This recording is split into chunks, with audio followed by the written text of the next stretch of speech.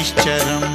नीलाञ्जनसमाभासं रविपुत्रं यमाग्रजं छायामार्तण्डसम्भुतं तं नमामि शनैश्चरम्।